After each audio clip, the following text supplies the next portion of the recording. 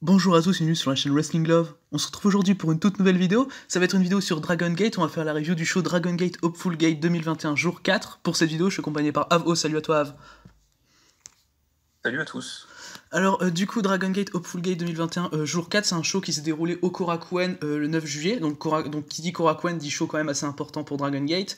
C'est le dernier show important avant le Kobe Pro Wrestling Festival d'ailleurs, qui était tourné autour du main event, qui était un Euro Plumberjack entre Yamato et Kai. Est-ce que t'étais hype pour le show? Bah évidemment, ça faisait quand même, je crois, depuis fin juin qu'on n'avait pas eu de show Dragon Gate, donc bon voilà, quoi, ça fait plaisir de les voir de retour. Ouais, exact. Surtout avec le main event qu'on avait, avec la storyline qu'il y avait depuis le Dangerous Gate. Oui, oui, Oui, clairement, c'était une grosse hype pour il moi. était temps que cette rivalité se finisse, ça. Oui, et de la meilleure des manières.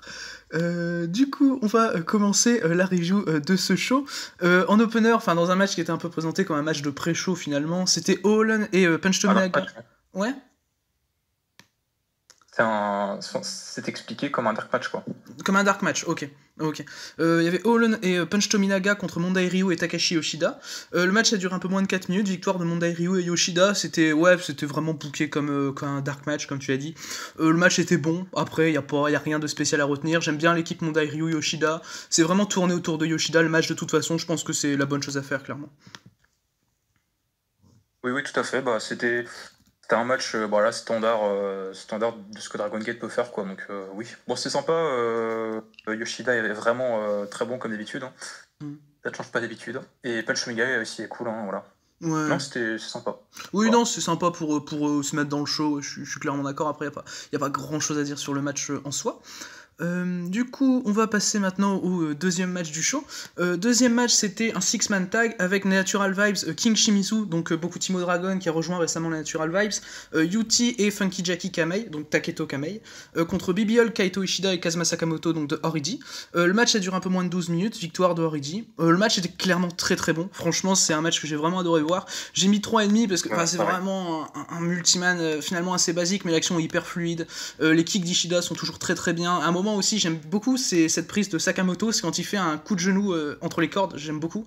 King Shimizu aussi a été Ouais, ouais. très bon dans le match, et non, vraiment, vraiment très bon match, il a été bien booké, et 3,5 pour ma part. Oui, ouais, pareil, 3,5, hein. Et puis, enfin, j'avais un peu peur pour Shimizu à la base quand il a rejoint Natural Vibes. Mais en fait, je trouve qu'il fait, il fait vraiment le taf, quoi. Ah ouais. Je le trouve vraiment très bon, hein, dans l'équipe. Puis oui, enfin, Kazuma et Ishida, quand même, l'équipe, enfin, je la trouve phénoménale, hein. Je sais pas si tu te rappelles, à un moment, il y a des enchaînements de kicks, c'est assez fou, hein. Ouais, non, clairement, Ishida, Sakamoto, c'est clairement des... En tant que champion par équipe, tout ça, c'est vraiment une équipe qui marche vraiment bien, je trouve. Et voilà, qu'ils prennent la victoire, ça me paraît assez logique. De toute façon, je sais pas contre qui ils défendent déjà au Kobe Pro Wrestling Festival. Ils défendent contre, bah justement, ils défendent contre Shimizu et Susumu, Ok. Yokosuka. Ok. Ah ouais, ça me hype bien, ouais. Mais non, mais très bon match, clairement. Et je suis d'accord avec toi par rapport à King Mizu. Et j'aime beaucoup son personnage, personnellement.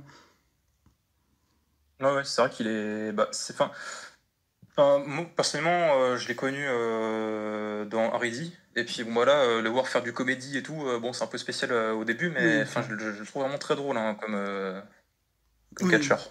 Oui, pareil, moi aussi je l'avais Pas connu divertissant. en tant que Big Shimizu également.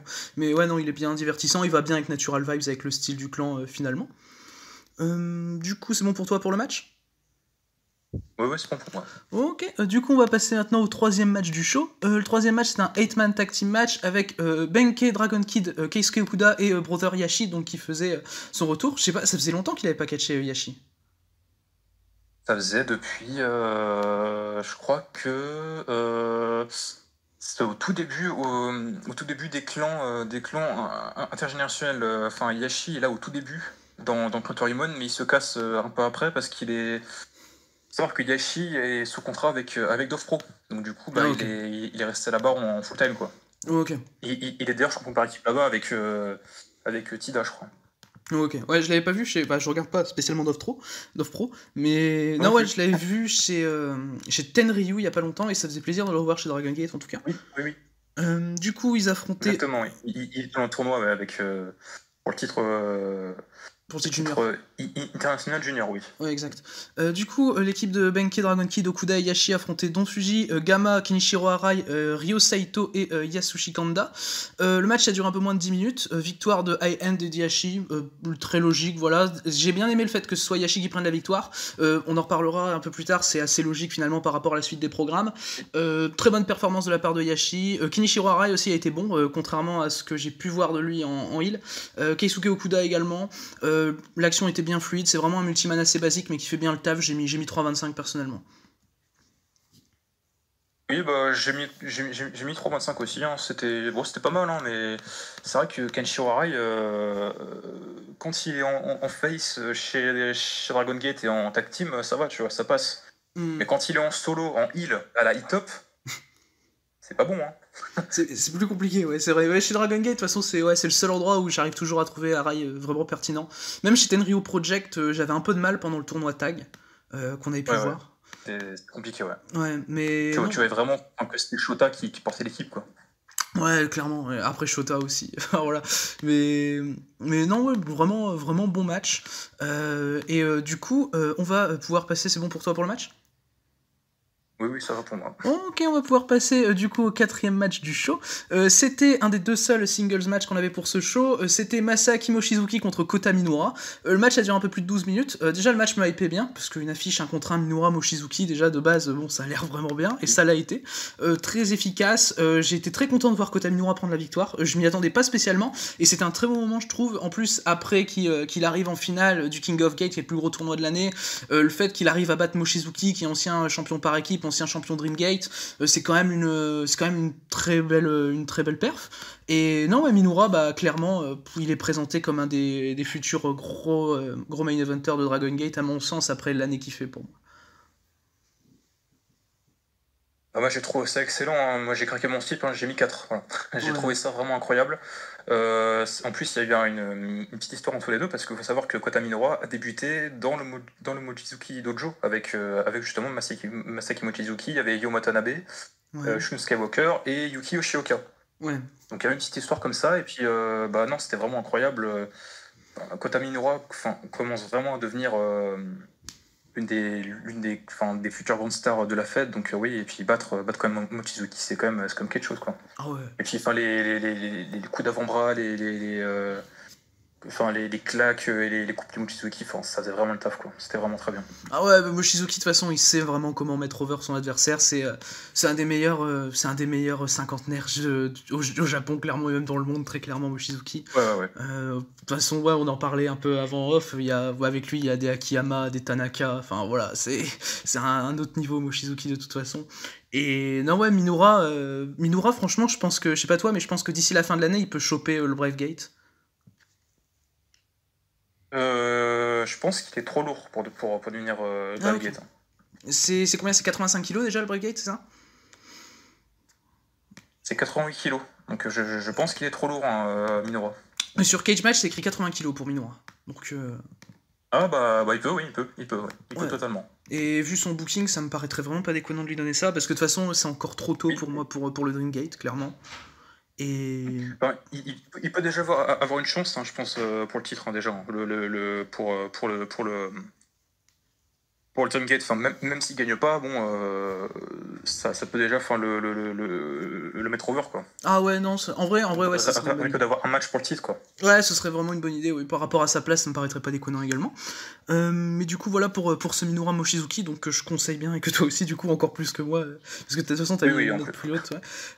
Du coup, on va passer au prochain match du show. C'était un 8-man tag avec Masquerade, Dragon Dia, Jason Lee, La Estrella et le champion Dreamgate, Shun Skywalker, contre Daya Inferno, Diamante, Eita et SB Kento. Victoire de Haridi en 10 minutes. Le match était vraiment bon, j'ai trouvé que c'était vraiment un bon multiman. De toute façon, dans le show, il y a que des bons matchs, je vous dis. Et j'ai mis 3,5 personnellement. La Estrella, c'est toujours très cool à voir, il a des bonnes séquences avec SB Kento qui est un bon heal, qui s'adapte bien à ses adversaires, qui pouvait aussi bien catcher contre des catcheurs comme La Estrella, comme des catcheurs comme Okuda par exemple. C'est vraiment incroyable ce qu'il fait SB Kento pour son âge. Diamante a été très bon également, Skywalker également, et non ouais, moi ce que je retiens c'est surtout SB Kento dans le match qui a été vraiment exemplaire. C'est vrai qu'on voit un peu que lui dans le match, quoi. On voit vraiment que c'est vraiment le mec sur lequel on se concentre vraiment dans le match. Par contre, faut qu'il arrête, hein, c'est délire avec les cheveux là. Parce Ah ouais. que les cheveux rouges, bon. Ouais, il change souvent de cheveux. Même Pas avant, trop mon délire, mais bon. ouais, même au Dead or Alive, il avait changé de cheveux, il avait les cheveux violets, je crois, avant le R versus R. Oui, bah justement, en fait, c'était pour un peu amadouer Mascarade, parce qu'ils étaient dans son coin en fait. Donc Ouais. justement, il s'était justement coloré, les cheveux, les cheveux en couleur violet, juste pour ça justement. Ouais. Puis ouais, le match était vraiment bon, il y a des bons enchaînements, ouais. Qu'est-ce que je voulais dire oui, je veux passer un message. Vas-y. Gaora Sport, sortez ce putain de thème de SB Kento, s'il vous plaît. Parce que bon, ça fait quand même presque un an qu'on l'attend, quoi. Et Ouais. il est quand même assez phénoménal, quoi. Donc bon, s'il vous plaît, sortez-le. Merci. Voilà. Ouais, alors c'est vrai que le thème de SBK c'est quelque chose, ouais, je suis d'accord. Moi j'aime beaucoup personnellement. En vrai, c'est un de mes thèmes préférés chez EDG, avec celui de Yoshino. Celui de Dragon Kid également est super. Mais non, moi j'attends le thème de SB Kento clairement. Et là, ouais, bah, dans tous les cas, celui aussi de l'Ice Traya aussi, excellent. Ah, je l'ai plus. Mais ouais, bah, de toute façon, j'ai pas particulièrement de thème que j'aime pas chez DG dans tous les cas. Dans tous les cas, j'ai pas de thème que j'aime pas chez DG, mais non, ouais, vraiment très bon 8-man pour bien continuer le show. Du coup, on va passer au pré-main event du coup de ce show Dragon Gate Hopeful Gate jour 4. C'était un 6-man avec Masato Yoshino, Naruki Doi et Shachio Cowboy qui affrontaient les Natural Vibes, Genki Horiguchi, Casey et Suzumu Yokosuka. Le match a duré 18 minutes, victoire de Natural Vibes logique, c'est Casey qui prend la victoire, ça me paraît assez évident, il fait le tomber sur Shachio Cowboy d'ailleurs, ce qui est vraiment logique parce que Yoshino et Doi allaient pas prendre le pin de toute façon. Casey, on rappelle qu'il va aller challenger pour le Dream Gate au Cowboy Pro Wrestling Festival lors du premier jour. Le match était vraiment très bon, il y a des bonnes séquences avec tout le monde, Shachio Cowboy pour son âge, franchement je le trouve assez bon, il a des bonnes séquences avec Yokosuka notamment, il y a un peu de comédie au début, j'ai trouvé ça bien, Casey qui prend la victoire, c'est logique, et Yoshino toujours aussi fluide, j'arrive pas à croire que Yoshino va prendre sa retraite bientôt tellement il est encore bon, quoi. C'est vrai que le mec, il fait toujours des masterclass. Il va toujours aussi vite, quoi. Le mec, son médecin lui a dit stop, mais le mec, il va toujours aussi vite, quoi. Ah oui. Il s'en fout un peu, quoi. Mais oui, le match était très bon. Shachio Cowboy fait une perf assez étonnante, parce que bon, d'habitude, on va plutôt faire le con et faire du comedy match, mais bon, là, il a fait du match sérieux. C'était vraiment cool, ouais. Ouais, non, mais Shachio Cowboy, il sait s'y faire, de toute façon, très clairement. Et non, ouais, mais vraiment, bon match pour mettre over Casey dans tous les cas. Du coup, c'est à ce match-là qu'on a l'après-match par rapport au Triangle, c'est ça ? Ouais, c'est ça, exactement, ouais. Ouais, du coup, par rapport au championnat Triangle, ça a été annoncé, les vainqueurs du match de titre Triangle du 31 juillet. Affronteront du coup Brother Yashi, Shuji Kondo et Toru Owashi. Donc Yashi, Shuji Kondo et Toru Owashi qui sont venus directement sur le ring challenger. Moi personnellement j'ai trouvé ça vraiment bien, vraiment surprenant également. Je m'attendais pas spécialement à voir Toru Owashi chez Dragon Gate. Enfin, il était apparu déjà il y a pas longtemps chez Dragon Gate, mais pour le Kobe Pro Wrestling Festival je m'attendais pas spécialement. Et sur le papier c'est une équipe qui m'hype bien personnellement. Mais je les vois pas prendre les titres dans tous les cas de toute façon. Kondo revenait du Covid d'ailleurs, je crois, ou d'une blessure, je sais plus, mais ça faisait quasiment un mois qu'on l'avait pas vu. Ah, ok. C'est pour ça aussi que le public pop quand je vois il voit Kondo. Ok. Ok, ouais. Est-ce que tu les vois avoir une chance de prendre les titres ou pas ? Enfin, qui tu vois sortir du Kobe Pro Wrestling Festival champion ? Je pense pas, non. Je verrais bien Kento Diamante et Dain Inferno. Ouais, je suis clairement le même avec toi de toute façon sur la chose, ouais, clairement. Mais du coup voilà pour cet après-match donc qui était plutôt cool. On va passer du coup au main event du show, main event qui était évidemment ce qui nous intéressait le plus. Et on n'a pas été déçus par le main event, voilà, petit spoiler. C'était Kai contre Yamato dans un No Ropes Lumberjack match, donc qui concluait toute la storyline entre Kai et Yamato, qui dure depuis la trahison de Kai lors du Dangerous Gate 2020. Le match, clairement, je vous dis, je l'ai trouvé incroyable. J'ai mis 4,75, c'est un de mes matchs préférés cette année, et mon match Dragon Gate préféré cette année, ça c'est assez clair. Juste devant le Dead or Alive, qui était quand même aussi incroyable. Mais non, mais clairement, de toute façon, le match, c'est une culmination parfaite à toute la storyline. Le début est très très intelligent, t'as Kai qui fait pousser Yamato dehors, mais du côté de Horidi. Du coup, c'est un no ropes, c'est plus facile. Et du côté de Horidi qui peuvent attaquer Yamato. aussi, t'as Kai qui se fait pousser du côté de High End, mais High End ils attaquent pas spécialement Kai au début, vraiment ils le remettent dans le ring, et finalement, à un moment, High End ils vont en avoir marre quand ils vont voir que Yamato il est vraiment au bord de la défaite, et à un moment ils vont attaquer Oridi après un ref bump parce que Oridi était intervenu dans le ring, je sais pas si je le raconte bien, mais Oridi était rentré dans le ring après un ref bump, l'arbitre était à l'extérieur du ring, et du coup t'as High End qui dégage un peu Yamato de cette situation, et j'ai bien aimé même que ce soit Dragon Kid qui dégage Eita au passage, ça j'ai trouvé que c'était un détail assez intéressant. Et clairement le match est absolument parfait, victoire de Yamato logique, parce que au début j'avais peur que la période de domination de Kai soit trop longue, mais finalement ils ont bien géré le truc pour que le retour de Yamato soit logique et parfait. De toute façon le match vraiment est parfait, j'ai rien à dire, et je conseille fortement le match, et même s'il faut une backstory finalement, genre quelqu'un qui connaît pas bien DG, je pense que c'est pas le bon plan, mais avec toute la backstory qu'il y a, c'est fantastique. Ouais, moi j'ai mis 4,5 et je suis d'accord avec toi, c'est que montrer ça à quelqu'un qui n'a jamais regardé Dragon Gate, lui montrer ça, bah il comprendra pas quoi. Je pense pas qu'il va aimer quoi. Ouais, et oui, c'est vraiment le point qui finit vraiment la feud. J'ai trouvé ça aussi excellent. C'est vraiment bien booké. Même les interventions sont cool quoi. Ouais. Il y a vraiment des moves de ouf quoi.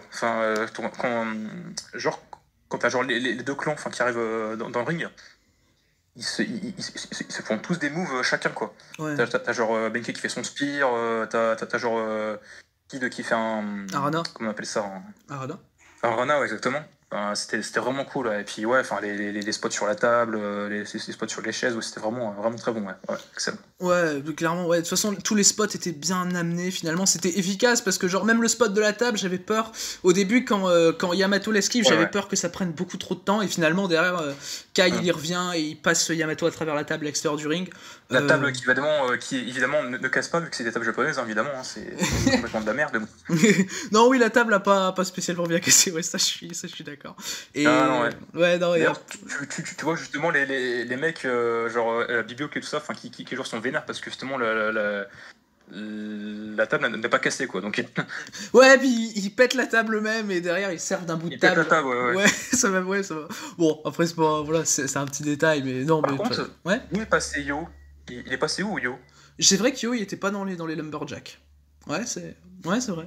Il a pas été dans le show d'ailleurs. Il a pas été booké, je crois. Non, il est pas booké. Il a un truc prévu ou pas pour Kobe? De quoi? Il a un truc prévu ou pas pour Kobe? Je sais pas du tout. J'imagine qu'il sera peut-être dans un tag random. Ouais, je pense aussi. Bah, de toute façon, c'est pas clairement dans les programmes. Mais non, ouais, du coup, victoire de Yamato. Moi, j'ai trouvé ça très très logique que ce soit Yamato qui gagne, personnellement. Est-ce que tu es d'accord? Oui, c'est vrai, ouais. Ouais, le grand babyface qui remporte la victoire, oui, c'est logique, oui. Quand on connaît la storyline, c'est encore plus logique, quoi. Oui, quand on connaît la storyline, c'est sûr que tout fait sens, clairement. Et de toute façon, les deux ont été parfaits. De toute façon, Kai, depuis qu'il est dans Ridi, c'est fantastique, quoi. Incroyable. Alors, Kai, le mec, il sait pas faire un mauvais match, et Yamato, il est toujours aussi solide. Donc, mais il y a même un moment dans le match où t'as Oridi qui intervient, juste après, je crois que c'est par rapport au spot de la table et tout, et j'étais là, allez Yamato, parce que vraiment, c'est très rare que ça m'arrive de faire ce genre de choses, de cheer à ce point pour un D'ailleurs, les mauvais matchs de Yamato, ça n'existe pas, je crois. Il y en a vraiment pas. Ah ouais, non. Ce mec ne sait pas faire de mauvais matchs, en fait, je crois. Ouais, non, mauvais match, il connaît pas Yamato. C'est impossible. Et non, de toute façon, celui-là, c'était incroyable, clairement. Et non, ouais, par rapport à toute la backstory qu'on a pu expliquer, ouais, c'est vraiment conseillé par rapport à ça. Mais non, mais c'est pas, mais comme tu l'as dit, comme je l'ai dit, c'est pas le bon match à montrer à quelqu'un qui connaît pas Dragon Gate, très clairement. Mais enfin, pour nous, fans de Dragon Gate, c'est fantastique de voir ce genre de masterclass, quoi, parce que je m'y attendais pas. Et est-ce que c'est ton match préféré Dragon Gate de l'année?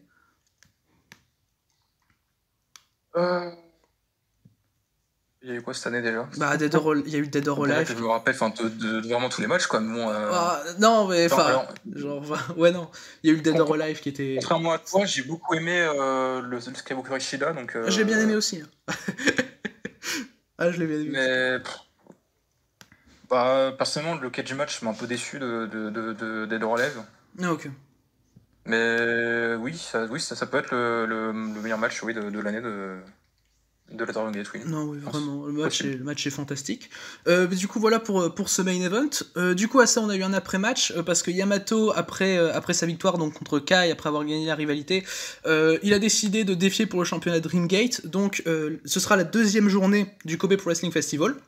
Il affrontera du coup le vainqueur du Shun Skywalker contre KZ la première journée. Personnellement, avec ce qui s'est passé dans ce show, avec comment le No Rope Lumberjack a été booké, a été fait, avec ce qu'il peut amener, je pense que Yamato ressort de Kobe champion personnellement. Oui, c'est pas faux. Et puis, Yamato, c'est un vieux en fait. Hein. On croirait pas, mais le mec, il a 40 ans quoi. Ouais, 39-40 ans. Ouais. Et ça sera pas pareil que pour Muto, tu vois. Donc bon, le voir champion, c'est pas scandaleux quoi. Oui, pas du tout. Oui, non, c'est. Disons que il y en a un qui sait très très bien catcher et l'autre moins. Mais. Il y en a un qui approche les 60 ans, quoi, donc bon, c'est un peu compliqué. Oui, c'est un peu compliqué, c'est vrai. Mais il y a des cinquantenaires au Japon, voilà. On a vu Mochizuki tout à l'heure. Mais non, mais de toute façon, vraiment, je serais un peu déçu que ce soit Shun qui ressorte champion de Kobe. Honnêtement, moi j'aimerais bien soit KZ, soit Yamato. Et je pense que t'es plus pour KZ. KZ to the moon, hein, voilà. Je veux voir KZ champion à la fin de ce show, voilà. Oui, mais faut pas qu'il le perde contre Yamato derrière, parce que là ce serait compliqué. Ça serait vraiment con. Non mais, enfin, je pense pas qu'ils vont faire ça parce que ça c'est plutôt un booking genre américain, tu vois. Enfin, ouais. C'est plutôt genre les fêtes genre, peut-être All Elite ou peut-être WWE qui vont peut-être faire ça, tu vois, genre. Ouais. Couronner un champion et puis lui faire perdre le titre après quoi. Donc, ouais. Mais non, enfin je pense pas qu'ils vont faire ça quand même. Ouais. Ça serait franchement très dommage. Ouais, quoi. Non, parce que. C'est quand même un immense irrespect pour KZ, quoi, parce que le mec, c'est peut-être un des catcheurs de Dragon Gate, il est plus sous-côté de l'histoire. Quoi, donc, même du Japon. Et le mec, ça fait quand même plusieurs fois qu'il tente, qu'il a des chances pour le titre et il gagne jamais. Donc peut-être le temps de gagner, non? Ouais, non, je suis d'accord, clairement. Ouais, de toute façon, ça fait des années qu'il a des chances pour le titre. C'était contre Mochizuki, contre Pac, tout. Enfin, voilà, déjà à l'époque. Donc, des bons matchs d'ailleurs. Et quoi? J'ai dit c'était que des bons matchs en plus. Hein. Après, pour le Dreamgate, c'est compliqué de faire un mauvais match. C'est en général les affiches de Dreamgate, enfin voilà. Mais du coup voilà pour cet après-match donc de show. Du coup par rapport au show dans l'ensemble, franchement j'ai trouvé excellent. J'ai rien à dire sur le show très clairement. Le main event c'est vraiment parfait et tous les multimen qu'il y a avant c'est super bien mené. C'est voilà vraiment très bon show. Très digeste en plus hein. C'était pas si long en fait. Hein. Quand on regarde ça passait assez vite en fait. Ouais, non, je suis d'accord. Ouais, il m'a pas mis beaucoup de temps à mater le show, c'est vrai, mais pour un show comme ça de cette durée-là, c'est vraiment je pense pas qu'ils auraient pu faire mieux très clairement. Et avec le main event qu'on a, on peut que être satisfait de toute façon du show dans son ensemble. Mais du coup voilà pour ce show, voilà du coup pour cette review donc de Dragon Gate Hopeful Gate 2021 jour 4. Merci à toi du coup Ave pour ta participation. Merci à toi aussi, y a pas de quoi, mon cher ami. Ah là là, j'espère que du coup cette vidéo vous aura plu, merci de l'avoir écoutée. Et du coup d'ici les prochaines vidéos, je vous dis à la prochaine. Salut à tous.